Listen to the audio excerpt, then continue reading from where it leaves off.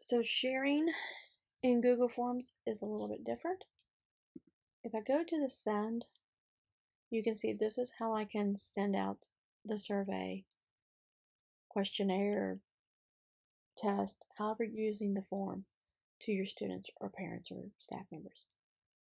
If I want someone to help create the form, I need to add a collaborator. So I would need to go to that send, but don't come up here, come down to the bottom to add collaborators. And so then I'm just going to invite the person I want to be a collaborator. So we're going to let Elmer join. And so you can see right here, unlike other Google applications, the only option is that they can edit. And you can see right here, this is kind of handy sometimes. This prevents the other people from adding additional people onto your form. So that's handy in all the Google applications. And so right here, there's that box where he's going to get an email saying, hey, come join. And then just like with other Google things, as long as they have a Google account, you can add them on.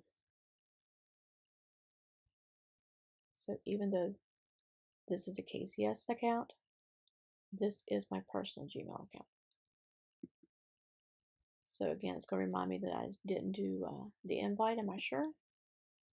And then with that personal account, it's going, are you sure? Because that person's at your organization.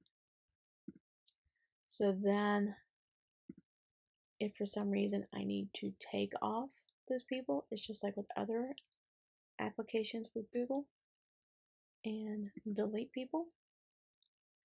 And maybe I created the form for somebody, but I don't need the form. They're the person who needs to be in charge of the form. I can come over here and transfer ownership. So if I want to let this form now belong to Elmer, it's his, it will be in his Google Drive. I can transfer the ownership over to him. In Google Forms, what you need to keep in mind is what does the person need to have access to. So if they need access to the questions, they need to be able to come in here and make changes, then you're going to go up here and add them as a collaborator as we did a few minutes ago.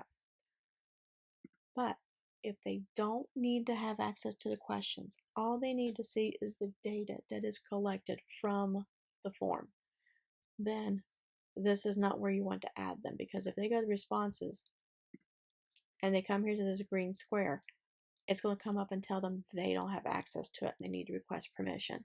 So if you're sharing and they just need access to the data, then what you're going to do is you're actually going to go to the sheet and go to share. And so you know that Elmer and my Mel Thornhill personal account are both collaborators on that form. But you will see right here, they don't have access to the data. So I'd have to go back in here and add them as well. Same with sharing any other things. I can put a note. I can email notifications. And you can see that they have the ability to edit or change. They can make comments, or they can only view. If they view, that means they cannot make changes to the data. They can just look at what has been submitted.